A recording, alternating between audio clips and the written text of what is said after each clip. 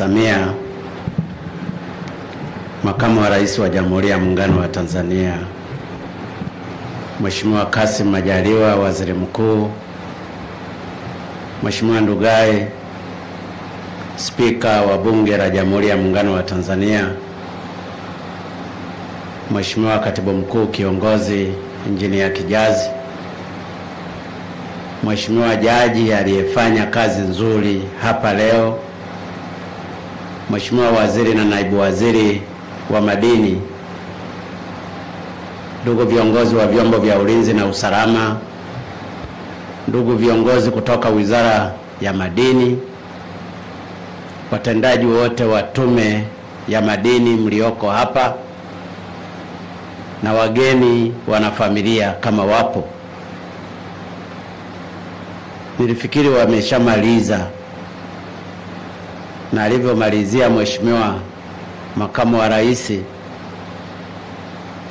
na ujumbe aliyetupa Mheshimiwa Waziri Mkuu na ule ujumbe mzuri aliyoutoa Mheshimiwa Spika pamoja na waziri, nilitegemea mimi nisizungumze leo, lakini nachomekea machache tu.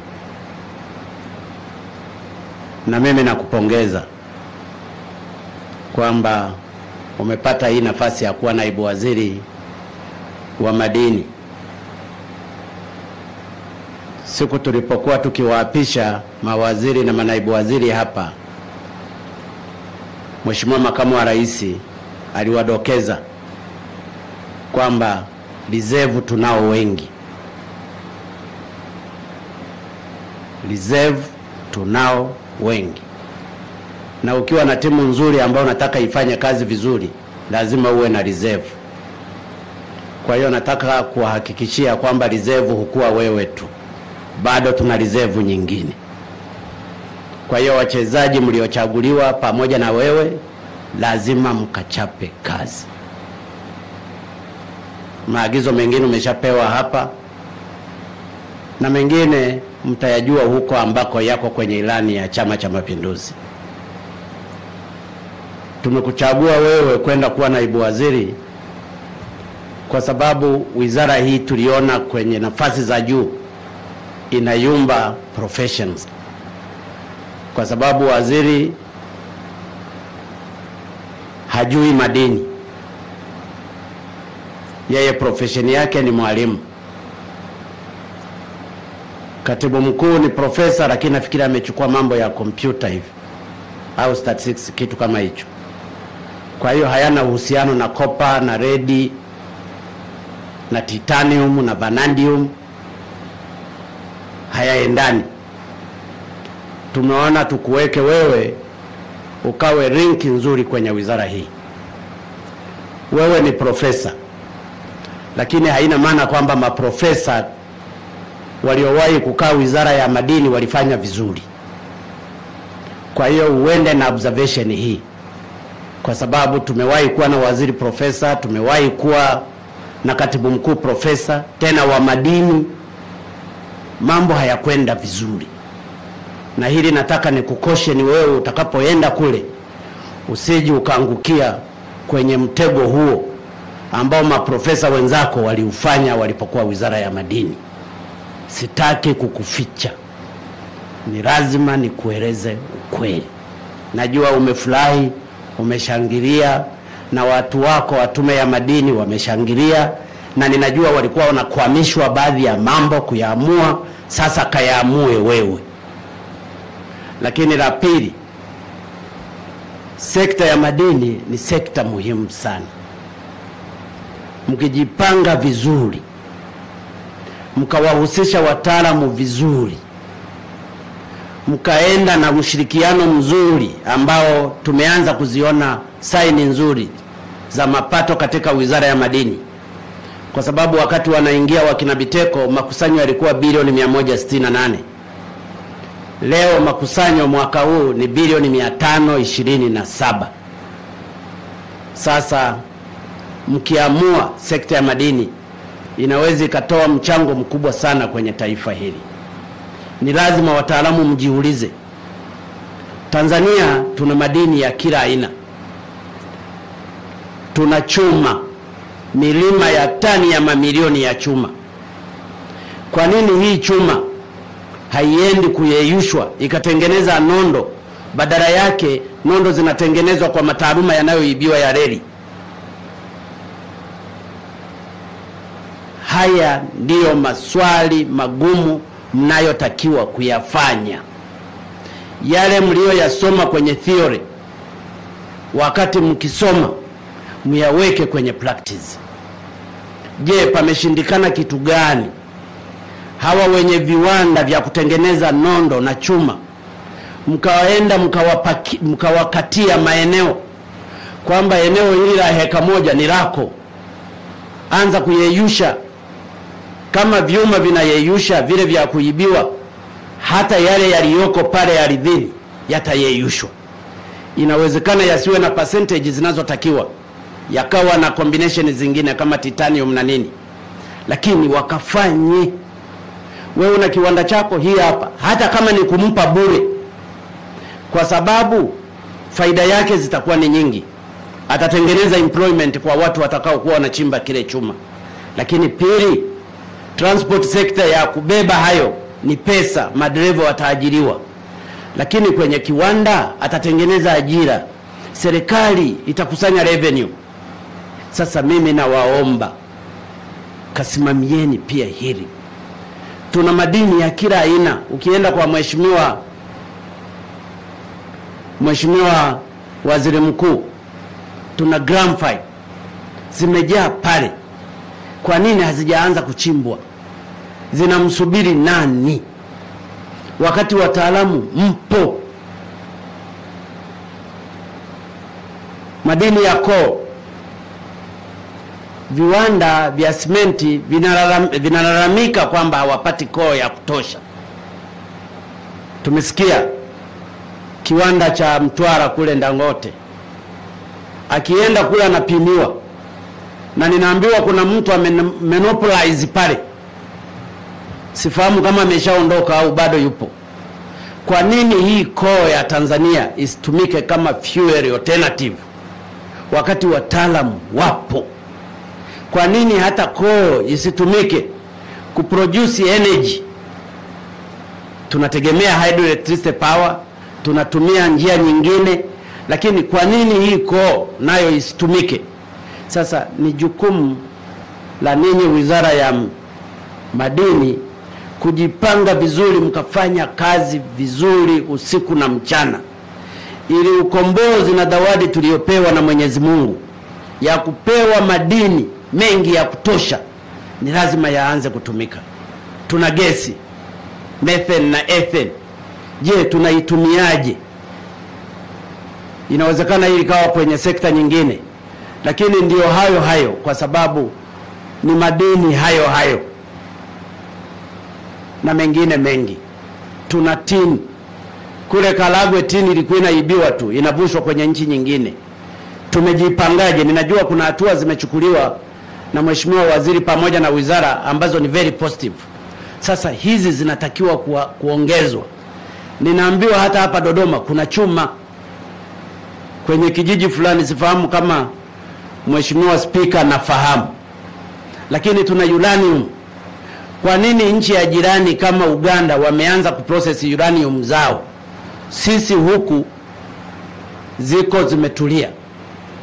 Ni lazima tufike mahali tuchangamkie hizi alternatives na zawadi tulizopewa na Mungu katika kujenga uchumi wa nchi yetu. Kwa hiyo ninafahamu umeingia na kupongeza, lakini pia nakupa pole kwa sababu wapo maprofesa wenzako waliofeli. Sasa na wewe nitakuwa na kuangalia kwa jicho, na nilijiuliza sana nichukue tena profesa ambaye aliwahi kuzungumza hizi content kwenye mchanga huu ni 0.002%, na walipokwenda kufanya analysis wakakuta kuna percentage nyingi tu.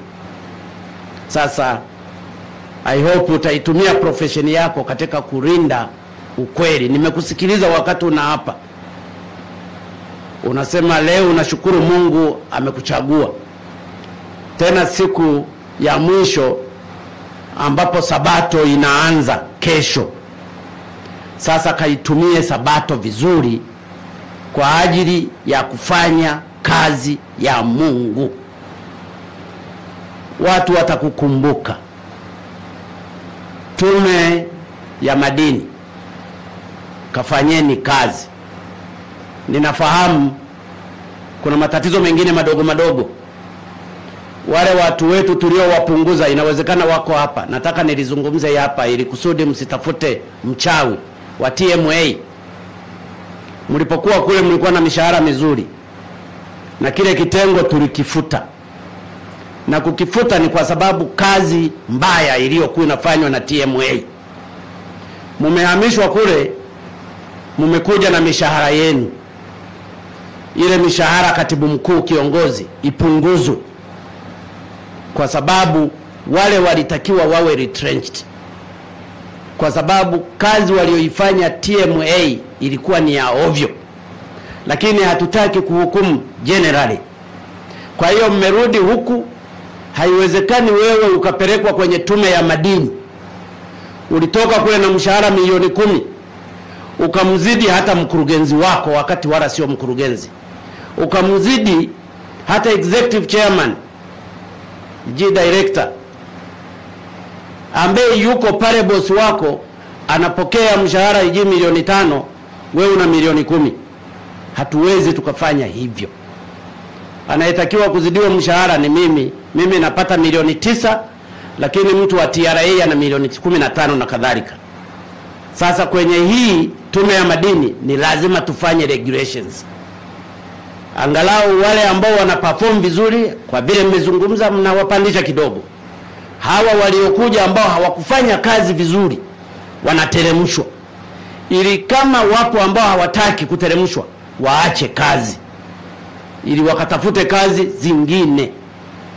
Hii ndiyo meseji yangu. Katibu mkuu kiongozi, ulitakiwa hili umelifanya mapema. Kwa hiyo kashirikiane, kampe maagizo katibu mkuu utumishi. Lazima waanze kushushwa mishahara. Na hili halijaanzia hawa. Wapo watu wakurugenzi waliokuwa wanajilipa mishahara mpaka milioni 25.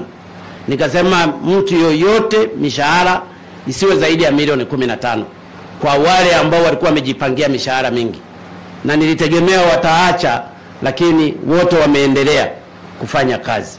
Nataka tuwe fair, ili kusudi tusitengeneze magurupu ya kuwafrustrate watu wanaofanya kazi vizuri, halafu watu waliobolonga mahali fulani wanakuja wanaendelea na mishahara hiyo. Kama kuna sheria au regulation ya namna hiyo, ni lazima ibadilishwe. Watu wote wanahitaji mishahara mizuri.